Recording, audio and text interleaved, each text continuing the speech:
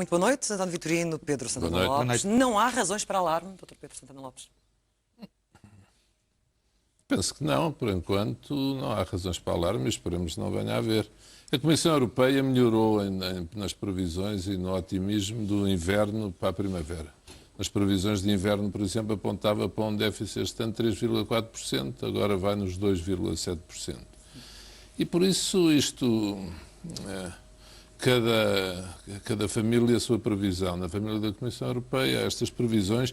A Comissão Europeia, nos últimos tempos, então, tem uma tradição de pessimismo em relação a Portugal. Já o ano passado, gostava de lembrar, ainda que o governo anterior apanhou um pouco este governo, a Comissão Europeia, desde o início do ano, era muito mais pessimista do que nós, cá dentro, em relação ao déficit do ano.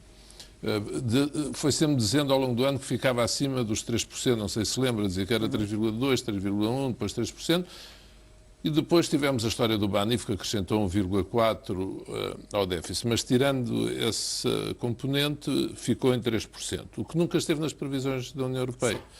E, portanto, neste momento, em relação ao crescimento, a variação não é significativa, há revisões de 1/10 ou 2%. Em relação ao déficit, com franqueza, é que me parece mais significativa. E o que o Presidente da República disse, eu acho que ele tem razão. Quer Governo, quer Comissão Europeia concordam, o que eu acho, apesar de tudo, de notar, remarcável, como dirão os nossos amigos franceses, que fica abaixo de 3% e significativamente abaixo de 3%. Nas previsões do Governo, 0,4 menos, julgo, 2,3%, e para a Comissão Europeia, 2,7%. Ora, com uma polémica tão intensa como tem havido entre Lisboa e Bruxelas, quer sobre o orçamento, quer, em alguma medida agora para alturas do PEC, a Comissão Europeia vir corrigir a sua previsão dos 3,4% para este ano para 2,7%, acho que é bom para Portugal, com toda a franqueza. Portanto, eu diria, são previsões pessimistas, não são tão otimistas quanto as do Governo, mas eu mesmo assim, e tendo em linha o crescimento previsto para a Europa toda ela, União Europeia e Zona Euro, o crescimento de Portugal também, pode ser, mas Portugal precisava crescer mais, está bem, isso é outra questão. Mas não é mau. Do déficit, sinceramente, surpreendeu-me até pela positiva. Esperava umas previsões piores. Piores. E o António Vitorino? Sim, também não acho que haja grande motivo de surpresa, até porque as anteriores são de há um mês, menos de um mês, e portanto não era de esperar que a Comissão Europeia fizesse grandes alterações. A questão do déficit é uma questão importante, na medida em que, desta feita, a Comissão já incorporou aquelas medidas adicionais que o governo português teve que adotar para garantir que não tinha problemas com o orçamento de Estado para 2016. O que revela que há aqui, apesar de tudo, uma expectativa de que não sejam necessárias medidas adicionais, porque se o governo prevê 2,2%, se a Comissão prevê 2,7%, em qualquer dos dois cenários estamos abaixo dos 3%. E esse é que é o ponto importante. Como diz o Presidente, olhar para o copo meio cheio, mais do que para meio vazio. Eu sou pena de ser acusado de Marcelomania ali por Delírio Marcelo. Então, portanto, olha, cumpro o doloroso dever de concordar com o professor Marcelo e vou pôr um ar sério para não ser acusado de delírio. Não, a verdade, acho que o Presidente fez bem em sublinhar esse aspecto, isto é para Portugal fundamental sair do processo por déficits excessivos, até no interesse do Governo e da maioria que o apoia, porque a margem de flexibilidade do ajustamento orçamental que vai ter que ser feito depende exatamente de nós podermos utilizar o crédito de sairmos do processo dos déficits excessivos. Essa é que é a condição. E, portanto, dentro de 15 dias nós veremos o que é que isto vai dar, porque dentro de 15 dias previsões são previsões. Como diz o Miguel Beleza, que conta esta história com muita piada, tinha um professor que dizia, olha, nunca façam. Mas se tiverem que fazer, então façam muitas, que alguma há de acertar. Ora bem, previsões são previsões. Sim. Agora, daqui a 15 dias, a Comissão vai ter que tomar uma decisão sobre o programa de estabilidade e sobre a saída do processo de déficit excessivo, e aí a questão fia mais fina. Sim, e aí qual pode ser a resposta do Governo? Manter esta linha politicamente quase que, não é desprezando, mas de alguma forma menosprezando esta perspectiva um bocadinho mais pessimista que vem de Bruxelas. O tom acha que é o correto, Pedro Santana Lopes? Eu acho que é o correto para evitar conflito, quer dizer, enquanto os números ajudarem. Eu, aliás, devo dizer que acho curiosíssimo tudo aquilo que se vai passando, porque os números, apesar de tudo, quer dizer, há muita promessa de luta, não é? Parece aquela história do agarra-me, agarra, não é? Há muita promessa de luta, mas depois os números vão surpreendendo, dos dois lados vai havendo flexibilidade para se ajustarem e não vai acontecendo nada daquilo que é augurado de cenário mais catastrófico. E, portanto, aliás, vejo a oposição a falar nas tais medidas adicionais, ou plano B, que se não se vier a confirmar, não digo com isto que a oposição deseja o mal, com certeza ainda agora a doutora Assunção Cris disse, obviamente não o deseja, mas se vier a confirmar que elas não são necessárias, vai ser necessária uma correção, vai ser preciso uma correção, um grande discurso de parte da oposição. Sim. Agora, o tom Mas do já disse governo... que não vai haver retificativos. Sim, o tom do governo é António Costa, quer dizer, é difícil de explicar, é assim um certo pragmatismo, como é que lhe ia dizer, misturado com, eu não vou dizer desprezo, é um certo desplante, está a ver? Tem assim uma certa sobranceria, como quem diz, está bem, falem para aí que eu sei o caminho por onde vou. Há uma coisa que ele tenta evitar a todo o custo. Não ser o bom aluno que era acusado do anterior governo. Sim, isso não quer, mas também não quer conflito, eu acho que é manifesto. Agora, responde duro, isso responde e mantém as suas posições de princípio. A viagem à Grécia não produziu efeitos no estilo de atitude de António Costa em relação à União Europeia. Foi assim um entre parênteses, parece que foi apanhar ar, assim, um ar de esquerda, franca esquerda, mas não produziu efeitos. Eu devo dizer, pronto, é uma incógnita, porque a Comissão Europeia vir com estas previsões, está bem, vamos ver a atitude daqui a 15 dias. Mas até agora... Isto até permite a Catarina Martins dizer que estamos a virar a página da austeridade. E as previsões da Comissão Europeia dizem o quê? Dizem que não acreditam, por exemplo, na revisão do crescimento em baixo um bocadinho. Porquê? Porque aumentaram os impostos indiretos. Quer dizer, tem assim uma argumentação muito básica para justificar previsões que revelam, na minha opinião, alguma desorientação de parte de quem faz previsões em Bruxelas. Sim, de Bruxelas e não de Lisboa. Portanto, eu vejo o governo mais seguro do que vejo, apesar de tudo, Bruxelas na sua maneira de lidar com a realidade política portuguesa. Também Sim, também estou otimista. Sabe porquê? Porque acho que nas próximas semanas nós vamos voltar à visita da velha senhora, ou seja, à Grécia. A questão grega vai voltar para cima da mesa, vai haver outra vez um psicodrama em torno da Grécia e eu não creio que seja do interesse nem da Comissão Europeia, nem do Eurogrupo acrescentar àquilo que é a promessa da primavera grega com um problema com Portugal. E, portanto, como eu disse aqui já várias vezes, este orçamento tem uma vida muito curta. Ainda é muito cedo para tirar conclusões sobre as medidas deste orçamento. E, portanto, neste momento seria um erro político a Comissão abrir uma frente de luta adicional com Portugal. Há, contudo, uma questão que está pendente e que é uma divergência de fundo, que é o cálculo do déficit estrutural. Exatamente, que vai subir e não descer. O déficit estrutural, tal como o ano passado, eu vi ali a doutora Maria Luísa Albuquerque fazer virtude, mas durante o ano passado, na gestão dela, o déficit estrutural, que também já devia ter descido, também voltou, também subiu. O problema é a fórmula de cálculo do déficit estrutural, que esteve na base das divergências entre o governo português e a Comissão Europeia, quando da elaboração do Orçamento de Estado, que vai voltar a estar, de novo, agora, neste debate, e por isso, aquilo que nós falámos aqui na última semana, que foi o Eurogrupo ter dito que admitia rever a metodologia de cálculo do déficit, é um debate que vem a boa hora ajudar a posição do governo português. Por isso é que eu estou otimista. Nós, por cá, temos, apesar de tudo, esta dupla senhor feliz, senhor contente, que se mantém alinhada e forte. Incomoda o Pedro Santana Lopes ter um presidente que irradia felicidade? Não, eu disse isso, aliás, no Congresso do PSD, quando lá fui. Achava que ele estava feliz e que até ficava feliz por ele estar feliz. Mas... Isso é uma coisa, não é? O sentimento pessoal do Presidente. Outra é se a felicidade se traduz em bons resultados, não é? E vamos assistindo a este deambular do Presidente a uma velocidade louca. Vem de Roma de avião, sai do avião para tomar um café no aeroporto, entra no avião para Moçambique. Portanto... Ainda se falava do Dr. Soares, não é? Esta velocidade, onde é que isto vai parar? Agora, a questão é, eu achei interessante, ninguém perguntou, eu não vi assim muita gente, quase ninguém perguntou o que é que o Presidente, por exemplo, foi fazer a Roma. A Moçambique temos uma ideia, não é? Agora, ele já tinha ido a Roma quando foi visitar o Papa, logo na sua primeira saída. Eu não sei, mas tenho ideia que ele terá ido tentar com a tal comunidade de Santigídio criar condições para algum papel em Moçambique, não é? Não estou a dizer que ele pretenda ser mediador, mas criar condições para isso. Moçambique é, de facto, um caso de grande preocupação. E já lá vamos, Não é? Já lá vamos. E o Presidente... Agora, se me incomoda que ele irradie felicidade, não. Isso, oxalá ele fique feliz. E ao António Vitorino? Não, de maneira nenhuma. Até as palavras de Pedro Passos Coelho e a própria resposta de Marcelo Rebelo de Sim. Sousa a dizer que mal fora que o Presidente irradiasse infelicidade, azedume e má disposição com a vida ou com os portugueses. É verdade que é a segunda vez que o Dr. Passos Coelho, em público, fala com alguma crítica sobre o estado de felicidade, o que é uma coisa preocupante. Porque é uma frase que me vem sempre à memória, do Bill Clinton, nas memórias dele, que diz assim: nunca ninguém deve candidatar-se a um lugar em que não tenha a certeza de vir a ser feliz. Porque se não tiver a certeza de vir a ser feliz nesse lugar, não o fará bem. E, portanto, sob esse ponto de vista, o Presidente Marcelo Rebelo de Sousa está na linha direta do Presidente Clinton. Digo isto mesmo correndo o risco de ser acusado de Marcelomania. Agora, há aí uma realidade política manifesta, que não há ainda uma dissipação das nuvens que existem no relacionamento político, não falo do pessoal, obviamente, entre o Presidente e o líder da oposição, Pedro Passos Coelho. Acho que, apesar de Pedro Passos Coelho ter falado de felicidade, é manifesto que ele sente distância do Presidente e o Presidente não perdeu a oportunidade de vir à liça responder-lhe no tom... À altura?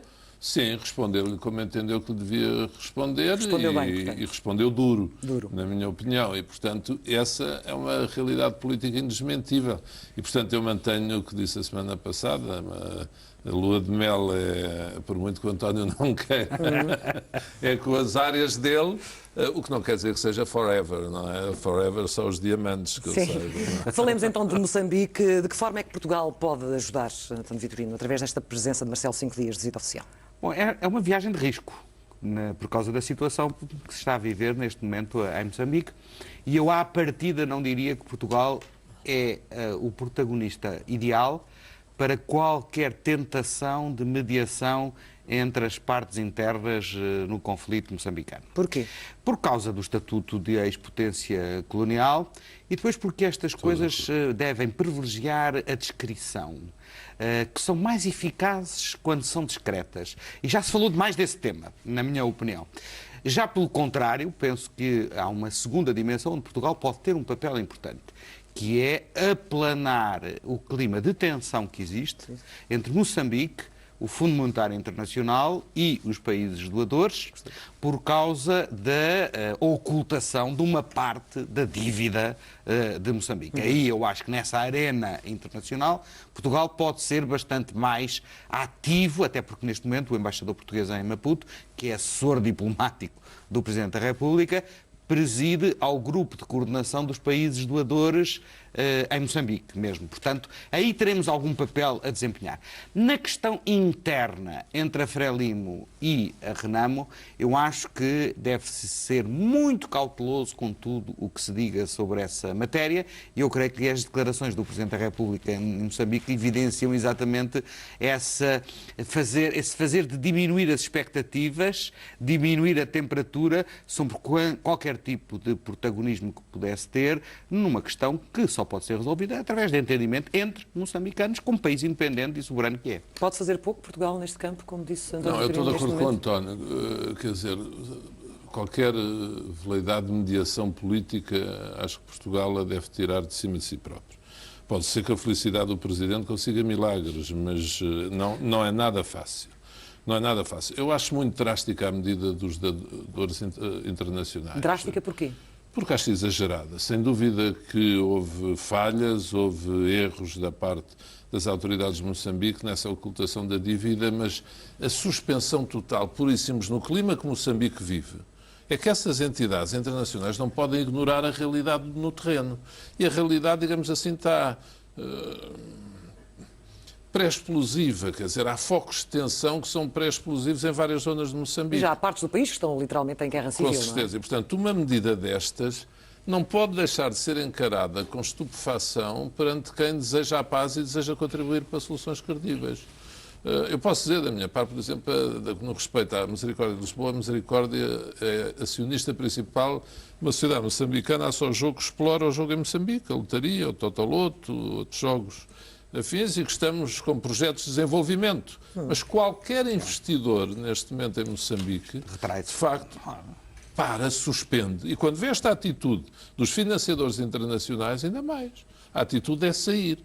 E, O que é que os doadores poderiam fazer, Pedro Santana Lopes, Diga? quando se descobre uma ocultação de... Penalizar. Penalizar de que forma? Não cortar radicalmente? Não apenas- cortar radicalmente, manter os programas que são principalmente dirigidos ao desenvolvimento, os que são desenvolvidos a minorar as condições de vida abaixo do limiar de pobreza, portanto, fazer uma distinção em relação, por exemplo, a projetos de investimento, ou para extração de riquezas minerais, ou outros, ou mesmo na parte infraestrutural, a parte elétrica. Há que distinguir aí entre a componente social e outros. Podiam castigar, podiam dizer, olha, estes agora vão ficar em stand-by, estes manter, abrir, como está a ser feito, investigação e pedir explicações a Moçambique, mas acho que isto coloca Moçambique numa posição muito exageradamente dura, porque Moçambique, quer se queira, quer não, tem feito um esforço muito grande no sentido da paz, da democracia. Pronto, depois das últimas eleições não correu bem, a Renamo não reconheceu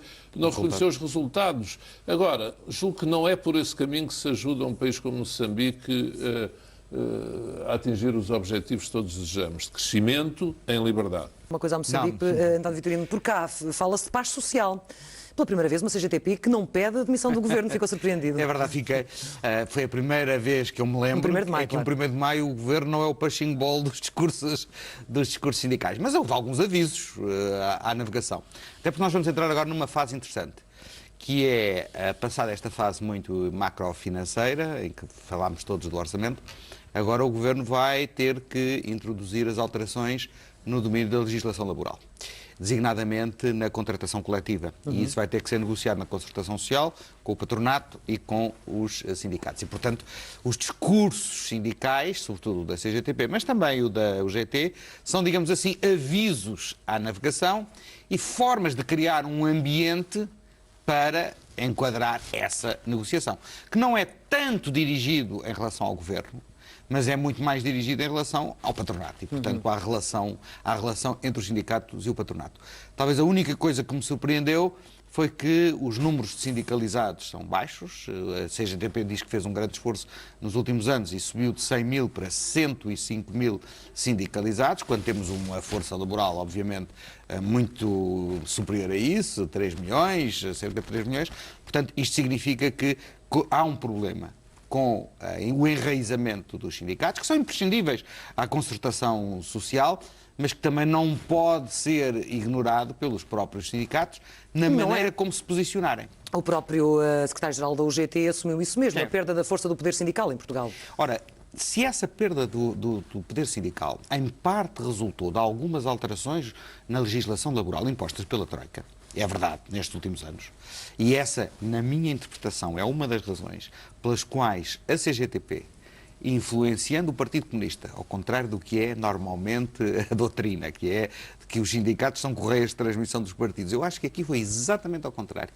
Foi a CGTP que teve um papel importante a influenciar o Partido Comunista para chegar a um acordo de governo em torno desta solução que está encontrada. Portanto, a CGTP percebe que neste momento o ponto sindical a que se chegou é de tal modo delicado que tinha necessidade de contar com um poder político que fosse mais simpático às suas preocupações e que ajudasse à negociação com o patronato. E é isso que vai passar-se nos próximos meses, de certeza absoluta. E o que ouvimos nos discursos é que colabora, apesar de tudo, mas não se entrega, porque há uma semana de luta anunciada para 16 a 20 de maio, apesar de tudo para mostrar que se mantêm ativos, para lembrar que há toda uma função pública a reivindicar também as 35 horas, isso foi comum às duas centrais sindicais. Sim, se não fosse essa semana de luta e as 35 horas, não sei o que seria de resultado destas manifestações. Falar mal do anterior governo, que foi basicamente aquilo que ouvimos, não é? O slogan "a luta continua, o governo para a rua" desapareceu, não é?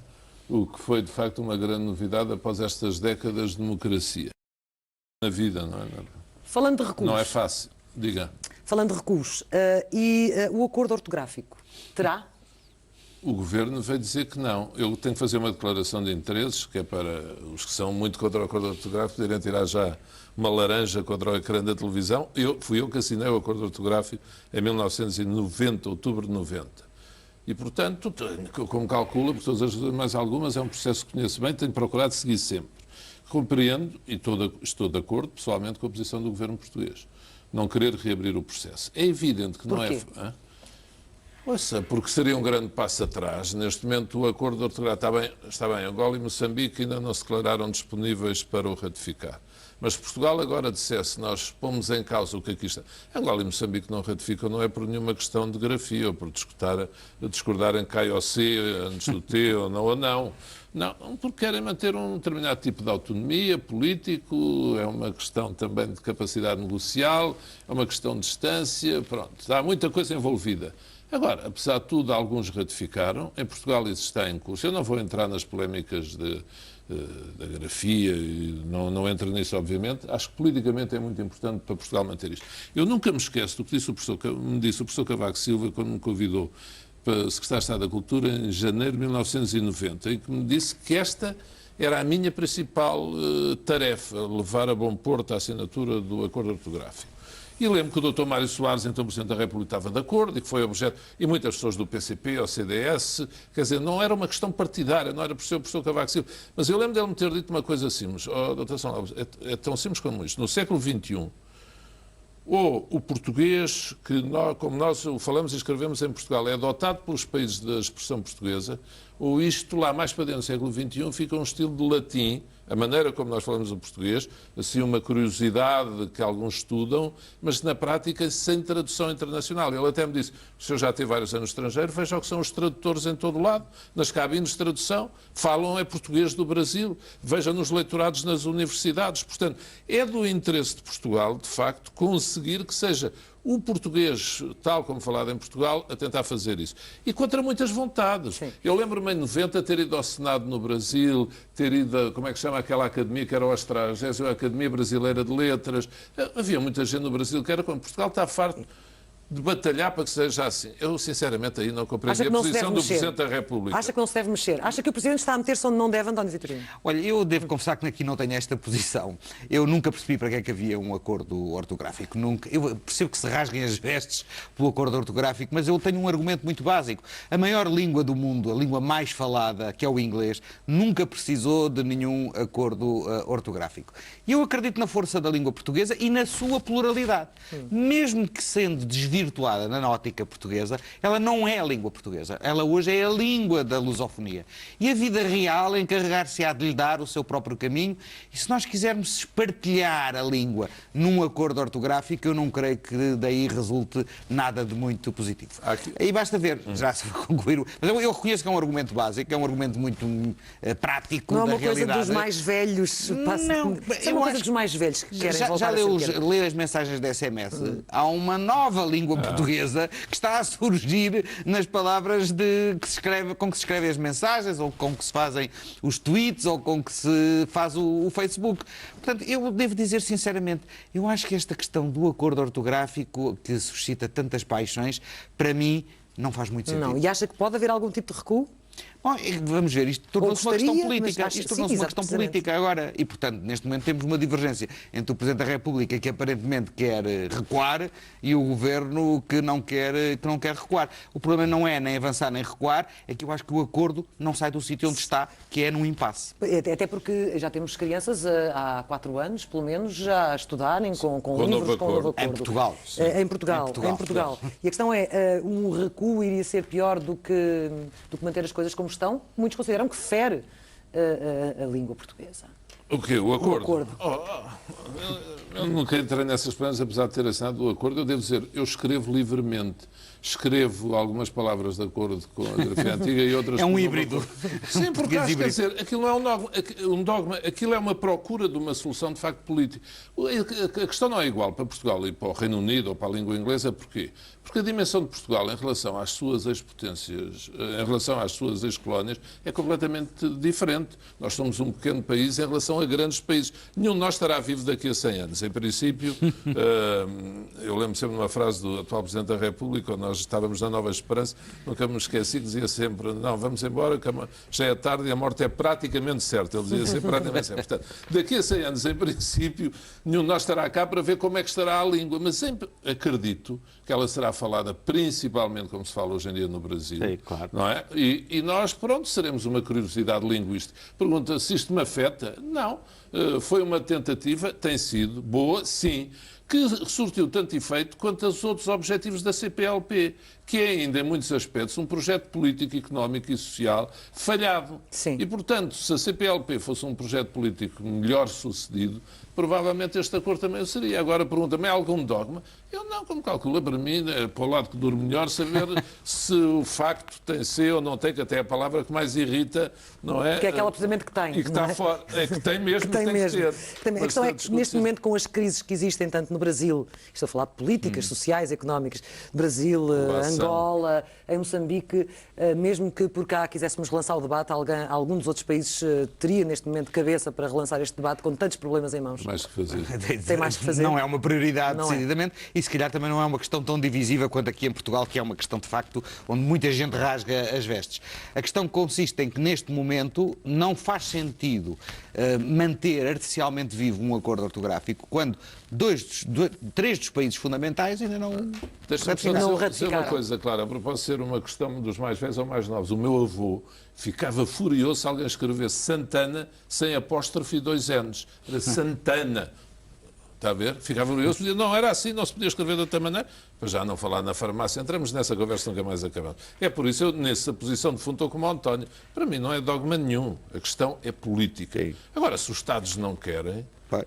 isto não vale a pena. A mim custa-me um bocado é que seja o chefe de Estado de Portugal, contrariando a posição de todos os seus antecessores, a abrir a questão. O homem dos consensos a abrir um desacordo? Sim, sim. É por isso que eu digo, nada é forever. Acha que já começou?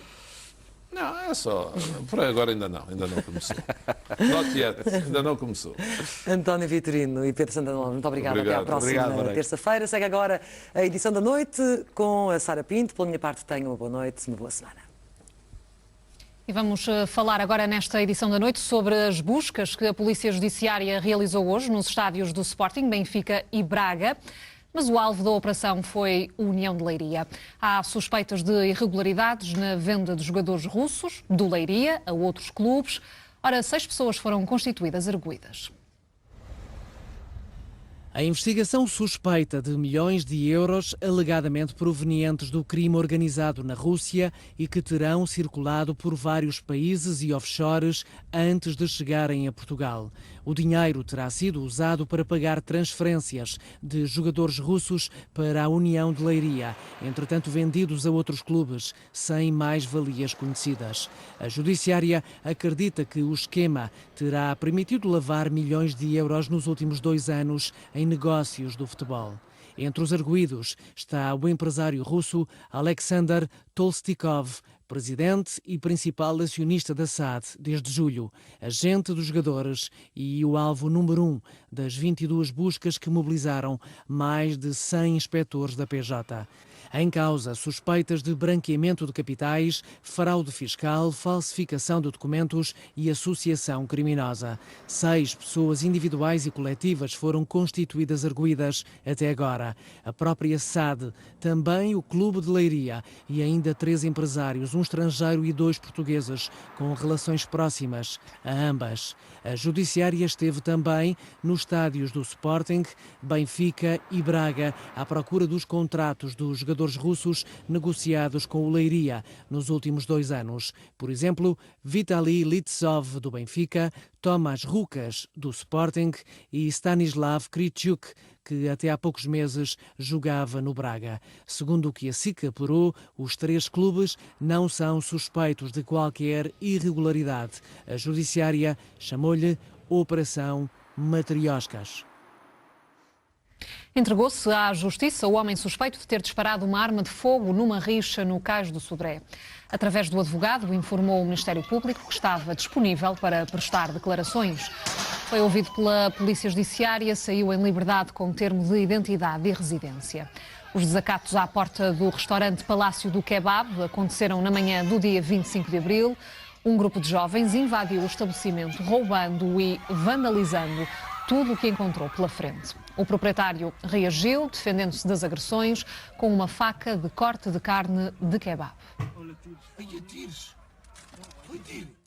O presidente do BPI disse esta tarde que vai ser inevitável a concentração de bancos em Portugal. Numa conferência sobre a banca, que o PS organizou para preparar o congresso do próximo mês, Fernando Ulrich disse que há hoje uma supervisão mais cara e uma menor rentabilidade com que os bancos têm de lidar. Aquilo que está a acontecer no setor bancário, e que mais uma vez eu digo, não é um fenómeno específico de Portugal, que pela baixa da rentabilidade leva a um aumento da concentração, à diminuição do número de concorrentes, eu não digo diminuição da concorrência, mas digo diminuição do número de concorrentes, eu penso que é um movimento inexorável, que vai ter avanços e recuos, mas que é a resposta económica às exigências a que o setor está sujeito. Eu compreendo que depois dos excessos que foram cometidos e que em muitos países do mundo, a começar pelos anglo-saxónicos e cá também, que a regulação permitiu, é natural que nos anos seguintes, e que são estes em que vivemos, digamos assim, o pêndulo se tenha deslocado mais para o outro lado e que a regulação e a supervisão agora sejam muito mais exigentes. Só que essa maior exigência também tem um preço e, portanto, desde os custos